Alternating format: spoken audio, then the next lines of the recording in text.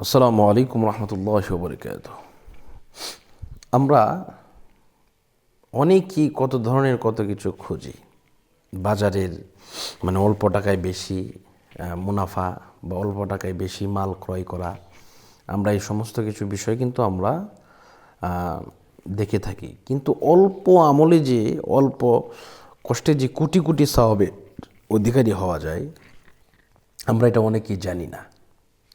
তো আসুন আমরা আজকে এই ব্যাপারে কিছু কথা বলবো যে অল্প আমলে আপনি কোটি কোটি মিলিয়ন বিলিয়ন সওয়াবের আপনি অধিকারী হতে পারবেন ইনশাআল্লাহ। তো আসুন আমরা প্রথমেই যে কাজটা করব, আমলটা করার আগে ওযু করতে হবে। ওযু না করলে কিন্তু আপনার এই আমলটা আল্লাহর দরবারে কবুল হবে না। মুমিন সবসময় পাক, কিন্তু ওযু করলে আপনার কি হয় জানেন? ওযু করলে আপনার শরীরটা পবিত্র হয়, নতুনভাবে রিসেট হয়। এই জন্য আপনি ওযু করবেন। ওযু করার পরে প্রথমে দুরূদ শরীফ পাঠ করবেন। দুরূদ ইব্রাহিম, যেটা এটাও করতে পারেন, অথবা আল্লাহুম্মা সাল্লি আলা সাইয়্যিদিনা ওয়া নাবিয়িনা ওয়া হাবিবিনা ওয়া শাফিনা মাওলানা আন-নাবিয়্যিল উম্মি ওয়া আলিহি ওয়া সাল্লিম। আল্লাহুম্মা সাল্লি আলা সাইয়্যিদিনা ওয়া নাবিয়িনা ওয়া হাবিবিনা ওয়া শাফিনা মাওলানা মা'দিনিল জুদি ওয়াল কারামি ওয়া আলিহি ওয়া সাল্লিম। এগুলো পাঠ করতে পারেন ইনশাআল্লাহ।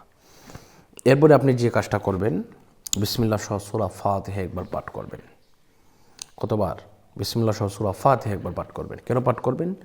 এই সূরা ফাতিহাকে বলা হয়েছে উম্মুল কুরা, অর্থাৎ কোরআনের মা।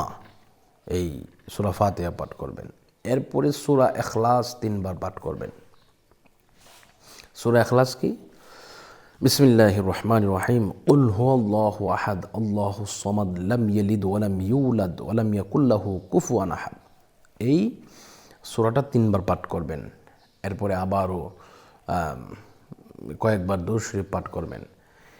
এই প্রথমে কি একবার দুরূদ শরীফ, এরপরে হচ্ছে সূরা ফাতিহা একবার, এরপরে হচ্ছে বিসমিল্লাহ সহ সূরা ইখলাস 3 বার।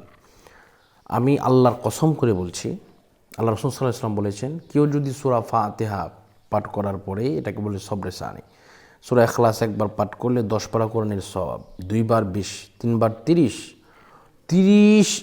66,666টা আয়াতের মধ্যে যতগুলো হরফ আছে, এই হরফের মধ্যে যা যা আছে, এই রমজান মাসে যদি আপনি একবার পড়েন, এক করে কত 70 থেকে 700 গুণ পর্যন্ত বৃদ্ধি করে দেওয়া হয়। তো এক করে যদি 700 গুণ হয়, তাহলে এই 6,666 আয়াতের মধ্যে কত সওয়াব, এটা আপনি পাচ্ছেন মাত্র 3 বার সূরা ইখলাস পড়ার কারণেই।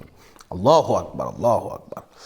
তো এই জন্য আমরা এই আমলটি করব। আল্লাহ পাক আমাদের সকলকে কবুল করুন, মঞ্জুর করুন। সকলের সুস্বাস্থ্য এবং দীর্ঘায়ু কামনা করছি। আজকের মতো বিদায় নিচ্ছি। আসসালামু আলাইকুম ওয়া রাহমাতুল্লাহি ওয়া বারাকাতুহু।